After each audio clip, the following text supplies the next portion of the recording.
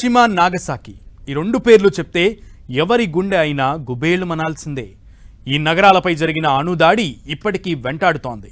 అదే కాదు కానీ అలాంటి బాంబే ఇప్పుడు మళ్లీ మీద పడితే ఊహించడానికే భయంకరంగా ఉంది కదూ. చైనా తీరుతో కనిపిస్తోంది అదే. విధ్వంసానికి మోసకొచ్చే హైడ్రోజన్ బాంబును రెడీ చేసిన డ్రాగన్ కంట్రీ ప్రపంచ దేశాలను నిద్ర లేకుండా చేస్తోంది. ఇది నాన్ న్యూక్లియర్ బాంబ్ అయినా భవిష్యత్తు తరాన్ని ప్రమాదంలో పడేసేంత విధ్వంసం క్రియేట్ చేస్తుంది. అసలు ఏంటి హైడ్రోజన్ బాంబ్? ఇప్పుడెందుకు ప్రయోగించినట్లు ప్రపంచ యుద్ధానికి రెడీ అయిన చైనా సంకేతాలు పంపుతోందా?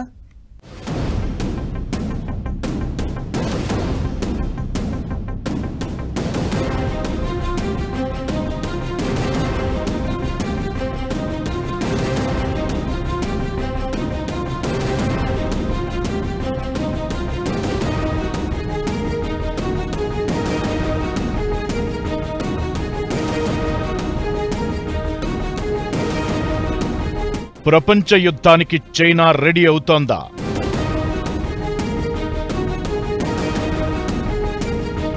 హైడ్రోజన్ బాంబ్తో షాక్ ఇచ్చిన చైనా అణుదాడులను మించిన విధ్వంసం ఖాయమా? దేశాలన్నీ ఎందుకు భయపడుతున్నాయి? అసలేంటి హైడ్రోజన్ బాంబ్? అంత డేంజరా? అణ్వస్త్రాలకు హైడ్రోజన్ బాంబుకు తేడా ఏంటి? మరో ప్రపంచ యుద్ధం జరిగితే ఇంకో వార్ చూడ్డానికి చెయ్యడానికి ప్రపంచం ఉండదు. మూడో ప్రపంచ యుద్ధం ఎందుకు రావద్దు అంటే వినిపించే ఆన్సర్ ఇది. అయితే ప్రస్తుతం ప్రపంచం యుద్ధంలో చిక్కుకుంది. ఇరాన్ ఇజ్రాయెల్ ఉద్రిక్తతలు ఓవైపు, రష్యా యుక్రెయిన్ యుద్ధం మరోవైపు, కొరియాల గిల్లికజ్జాలతో పాటు అమెరికా చైనా వాణిజ్య యుద్ధం ఇంకోవైపు. ఇలాంటి పరిణామాల మధ్య ఎప్పుడేం జరిగి అది ఎలాంటి పరిస్థితికి దారితీస్తుందనే భయాలు ప్రతి ఒక్కరిలో కనిపిస్తున్నాయి. ప్రపంచ యుద్ధమే వస్తే ఇక ప్రపంచమే ఉండదనడంలో ఎలాంటి అనుమానం లేదు. రెండో ప్రపంచ యుద్ధం చివరలో జపాన్పై అమెరికా 2 న్యూక్లియర్ బాంబులను ప్రయోగించి యుద్ధాన్ని గెలిచింది. ఆ దాడి ఘటన ఇప్పటికీ ప్రపంచాన్ని ఉలిక్కిపడేలా చేస్తుంది. ఆ ఘటన తరువాత అణ్వస్త్రాలకు సంబంధించి చాలా ఆంక్షలు వచ్చాయి. ఇలాంటి పరిస్థితుల్లో చైనా చేసిన పని ప్రపంచాన్ని మళ్లీ వణుకు పుట్టిస్తోంది. అణ్వస్త్రాలకు మించిన ప్రభావం ఉండే నాన్ న్యూక్లియర్ హైడ్రోజన్ బాంబును తయారు చేసి కొత్త భయాలకు తెరతీస్తోంది డ్రాగన్ కంట్రీ.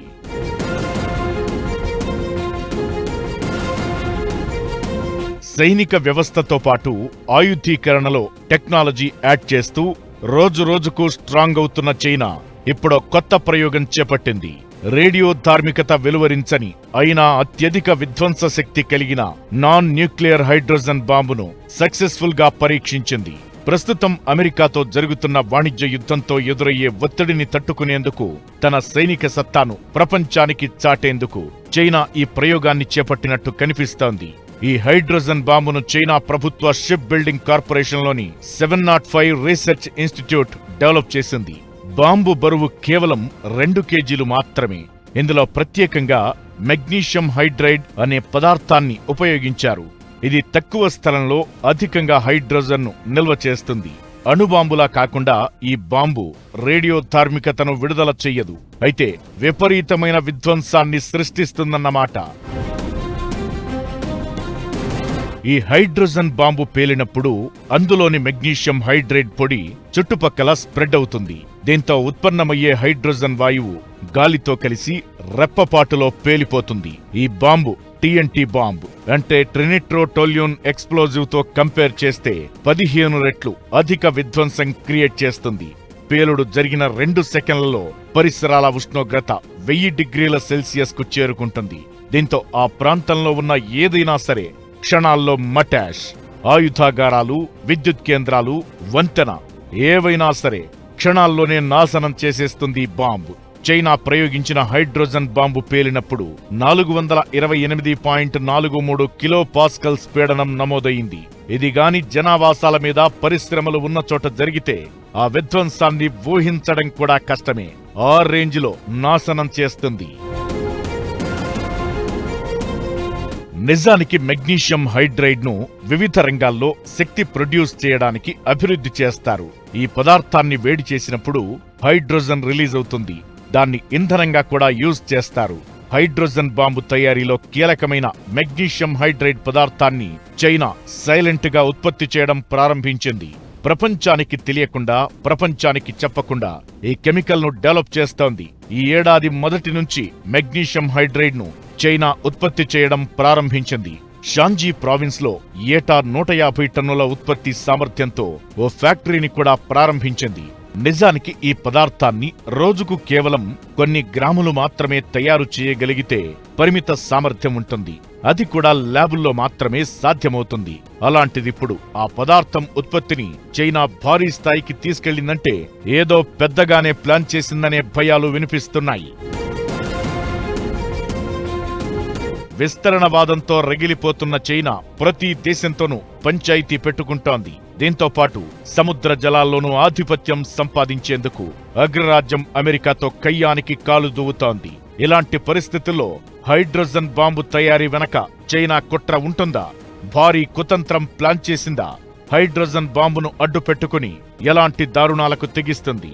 అసలు ఇప్పటికిప్పుడు ఆ బాంబును తయారు చేయాల్సిన అవసరం డ్రాగన్ కు ఏమొచ్చిందనే చర్చ ప్రపంచ దేశాల్లో వినిపిస్తోంది.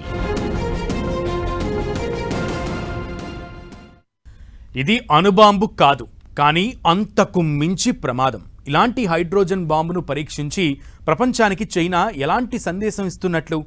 ఈ ప్రయోగం వెనక డ్రాగన్ కంట్రీ అసలు వ్యూహం ఏంటి? అమెరికాను టార్గెట్ చేసుకునే ఈ ప్రయోగం చేసిందా?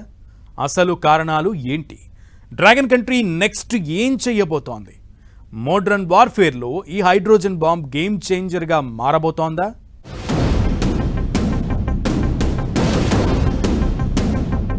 హైడ్రోజన్ బాంబు వెనక చైనా భారీ స్ట్రాటజీ. ప్రపంచానికి ఏం సందేశం ఇస్తున్నట్లు? యుఎస్ కు వార్నింగ్ ఇచ్చేందుకే ఇలా చేసిందా? హైడ్రోజన్ బాంబ్ గేమ్ చేంజర్ కాబోతుందా? సాధారణంగా బాంబుల్లో టీఎన్టీని పేలుడు పదార్థంగా ఉపయోగిస్తారు. అయితే దానికి కొంత పరిమితి ఉంటుంది. భారీ పేలుడు సృష్టించాలంటే ఎక్కువ స్థాయిలో టీఎన్టీని వినియోగించాల్సి ఉంటుంది. దీనికి బదులుగానే అణుబాంబులను అభివృద్ధి చేశారు. వాటి పేలుడు తీవ్రతతో పాటు ఆ తరువాత రేడియేషన్ కారణంగా చాలా రకాల సైడ్ ఎఫెక్ట్సే ఉంటాయి. దీంతో అణ్వస్త్రాల తరహాలో తీవ్ర విధ్వంసం సృష్టిస్తూనే ఆ తరువాత ఎలాంటి సైడ్ ఎఫెక్ట్స్ ఉండని బాంబుల రూపకల్పనపై అగ్రరాజ్యాలు నజర్ పెట్టాయి. రష్యా, అమెరికా ఇప్పటికే ఈ తరహా బాంబులను రెడీ చేశాయి. ఇప్పుడు చైనా పరీక్షించిన హైడ్రోజన్ బాంబు కూడా అలాంటిదే. ఈ ఒక్క ప్రయోగంతో తన బలమేంటో, తమ దూకుడేంటో ప్రపంచానికి పరిచయం చేయడమే కాదు, తమతో జాగ్రత్త అనే సందేశాన్ని చైనా పంపినట్లయిందనే చర్చ జరుగుతోంది. హైడ్రోజన్ బాంబు చైనాకు చాలా రకాలుగా ఉపయోగపడే అవకాశముంటుంది. అలా ఆ బాంబును వదిలేస్తే చాలు, ఎంత పెద్ద రోడ్లనైనా క్షణాల్లో నాశనం చేస్తుంది. ఇలా శత్రువులను, వ్యూహాత్మక మార్గాల ఎంట్రీని మటాష్ చేయడంతో పాటు విద్యుత్ స్టేషన్లు, కమ్యూనికేషన్ హబ్ వంటి కీలక మౌలిక సౌకర్యాలను ఈజీగా టార్గెట్ చేయొచ్చు. ఇదంతా ఎలా ఉన్నా ఈ హైడ్రోజన్ బాంబును డెవలప్ చేసి సైనిక సాంకేతికతలో తమ స్థాయింటో ప్రపంచానికి చూపించింది చైనా. ఆ దేశపు ఆవిష్కరణలను ఇది హైలైట్ చేసే అవకాశముంటుంది. పైగా సైన్యంలో ఇంధన ఆధారిత ఆయుధాలలో పెరుగుతున్న నైపుణ్యానికి ఇది ఎగ్జాంపుల్ అనడంలో ఎలాంటి అనుమానం లేదు. సైనిక ఆధునికీకరణలో హైడ్రోజన్తో పాటు మీథేన్ ఆధారిత సాంకేతికతలను కూడా చైనా యూజ్ చేస్తోంది. హైడ్రోజన్ బాంబు ప్రయోగం సైనిక సాంకేతికతలో చైనాను ముందు వరుసలో నిలబెట్టే అవకాశముంటుంది. అమెరికాను టార్గెట్ చేసుకుని ఈ హైడ్రోజన్ బాంబును పరీక్షించినట్లు కనిపిస్తోంది. తైవాన్ తమదే అని ఓవర్ యాక్షన్ చేస్తున్న చైనా ఎప్పుడు ఆక్రమించుకుందామని ఎదురు చూస్తోంది. చిన్న దేశమైనా తైవాన్ కూడా తగ్గేదేలంటోంది. అమెరికా సహకారంతో డ్రాగన్ కు స్ట్రాంగ్ పోటీ ఇస్తోంది. ఆ దేశానికి అమెరికా భారీగా ఆయుధ సాయం చేస్తోంది. దీంతో భూగర్భ బంకర్లు, మౌలిక సదుపాయాలను లక్ష్యంగా చేసుకునే సామర్థ్యంతో తైవాన్ రక్షణాత్మక స్థావరాలను ఎదుర్కోవడానికి ఈ హైడ్రోజన్ బాంబును చైనా తయారు చేసినట్లు కనిపిస్తోంది. క్లియర్ గా చెప్పాలంటే ఈ ఆయుధ పరీక్ష అమెరికాకు ఒక హెచ్చరిక లాంటిదనే అభిప్రాయాలు వినిపిస్తున్నాయి. అణుబాంబులు తయారు చేయాలంటే అంతర్జాతీయంగా చాలా ఒప్పందాలు ఉంటాయి. అయితే హైడ్రోజన్ బాంబు అలాంటిది కాదు. ఇది ఎలాంటి నిబంధనల పరిధిలోకి రాదు. పైగా అణు ఆయుధాలకు మించిన విధ్వంసం ఈ హైడ్రోజన్ బాంబు క్రియేట్ చేయగలదు. సో ప్రపంచానికి సమాధానం చెప్పాల్సిన అవసరం లేదు. ఇకటు ఆసియా పసిఫిక్ ప్రాంతంలో, ముఖ్యంగా దక్షిణ చైనా సముద్రంలో తన ఆధిపత్యాన్ని బలోపేతం చేయాలని డ్రాగన్ కంట్రీ కోరుకుంటోంది. ఇప్పుడు ఈ హైడ్రోజన్ బాంబు పరీక్ష జపాన్, దక్షిణ కొరియా, ఆస్ట్రేలియా లాంటి దేశాలతో సహా యుఎస్ మిత్ర దేశాలకు చైనా యొక్క సైనిక సామర్థ్యాలను గుర్తు చేసినట్లవుతుంది. ఒక్కటి మాత్రం క్లియర్, యుద్ధం రోజుకో రూపం మార్చుకుంటోంది, రోజుకో మలుపు తిరుగుతోంది. ఇలాంటి తరుణంలో మోడరన్ వార్ఫేర్ లో హైడ్రోజన్ బాంబ్ గేమ్ చేంజర్ గా మారడం ఖాయంగా కనిపిస్తోంది.